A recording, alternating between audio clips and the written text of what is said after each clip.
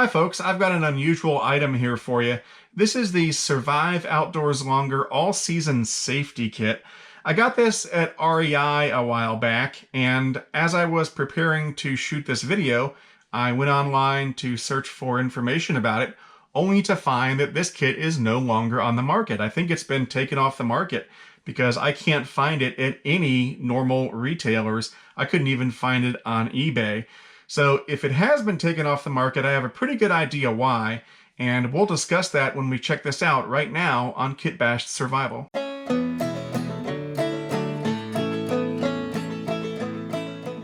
So let's check out the SOL All-Season Safety Kit. Survival and First Aid, 3 organized compartments, stay warm and dry. And then on the back, they've got a list of all the gear, which you'll see in just a minute. And you can see a layout of the kit where they've got those 3 compartments. And on the back, they've got a picture of some people camping out in a tent. And I want you to remember that because that's going to figure into why I think this thing is no longer on the market. But let's go ahead and remove the packaging. We've got a little grommet here that you could hang this from. Remember that too. Got some nice Velcro.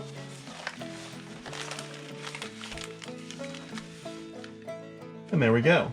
So on first glance, the build quality of the kit itself seems to be pretty good. It's got a nice nylon fabric construction. The stitching seems fine. I don't see any loose threads anywhere. And then we've got these nice webbed pouches with zippers, lots of Velcro, and the grommet up here seems nice and strong. So as far as the kit itself goes, what's not to like? So let's take a look in the first of the 3 compartments. And there's 2 items in here. First, we've got an orange space blanket. Not bad. Always good to have one of these. And then we've got an emergency rain poncho. One size fits all. So let's open up the second compartment, and this is more first aid stuff in here. So first, we've got some glucose powder. Fine glucose powder, rapid dissolving, fast acting, gluten-free cherry flavor. So this is just a quick burst of sugar if you need it, or a quick burst of glucose, I should say. Then we've got 3 antiseptic towelettes. Oh, make that 4 antiseptic towelettes. And then we've got a little Ziploc bag with some Band-Aids in it, it looks like. So we've got a good number of Band-Aids. 1, 2, 3, 4, 5 full-size Band-Aids. We've got one of these fingertip Band-Aids. I think this is a knuckle Band-Aid here. Yeah, we've got 1, 2, 3 knuckle Band-Aids, and then 1 more fingertip Band-Aid. So 3 knuckle Band-Aids, 2 fingertip bandages, and then 5 full-size bandages. And then we've got the third pouch, which has sort of the survival gear in it. So first up, we've got a headlamp. And this is a very basic headlamp. It's not like the Petzl headlamp that was in the SE Advanced Survival Kit. So there it is. It's not the brightest thing in the world, but it'll do in a pinch. It's got a headband. Not bad. Got a roll of duct tape. We've got a tea light candle in a little Ziploc bag, which is a good thing because you don't want this thing inadvertently melting all over the place if it was to get too hot. Then we've got 4 pieces of cotton tinder. Here we've got 2 hand warmers. That's pretty cool.